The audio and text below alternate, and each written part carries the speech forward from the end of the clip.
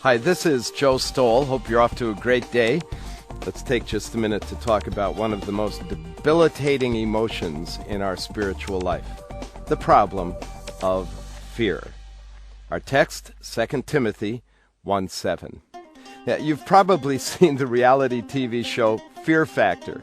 It features people who are willing to face their worst fears for notoriety and a little financial gain. I need to tell you that I rarely watch more than a fleeting moment of it as I surf with my remote.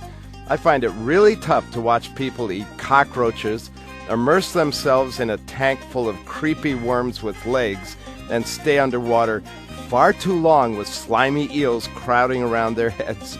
It's just not my definition of high-value entertainment. But the program does remind us that fear is an emotion that we are all very familiar with. In fact, my discomfort with watching for any length of time probably has something to do with reminding me of things and events that I fear, or at least find to be really uncomfortable. Yet thinking of the program does make me wonder this. Would I be willing to conquer my fears to do what Jesus asks me to do, just as these contestants overcome their fears for a moment in the spotlight of national TV? Now, there's no doubt that fear is no friend of our effectiveness for Christ. We are often fearful about, witnessing or giving our money away or saying no to our friends or forgiving a cruel offense. We're afraid to say yes to a short-term missionary assignment or risk being misunderstood if we speak up for biblical values at the water cooler. If Satan can get us stymied by fear, he doesn't have to do much else to shut down our spiritual progress and usefulness. So let's talk about what it takes to succeed for Jesus in the face of fear. First, let's remind ourselves that fear primarily focuses on protecting and preserving me.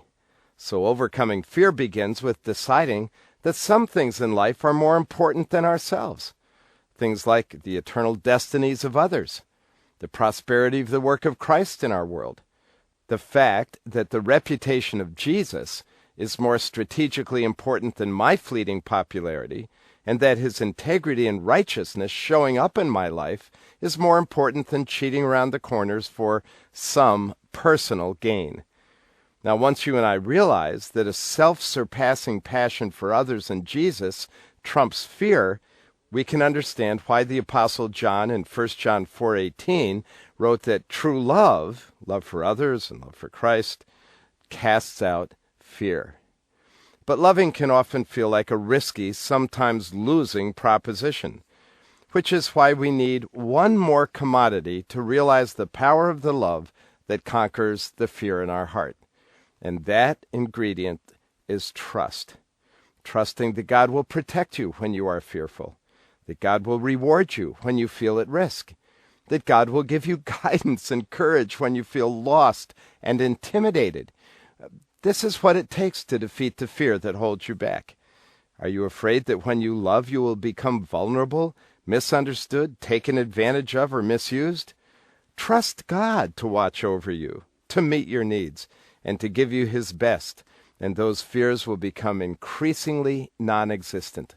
When our lives are characterized by trust-filled love, fear ultimately will no longer be a factor. As President Roosevelt said in his inaugural speech, that the only thing we have to fear is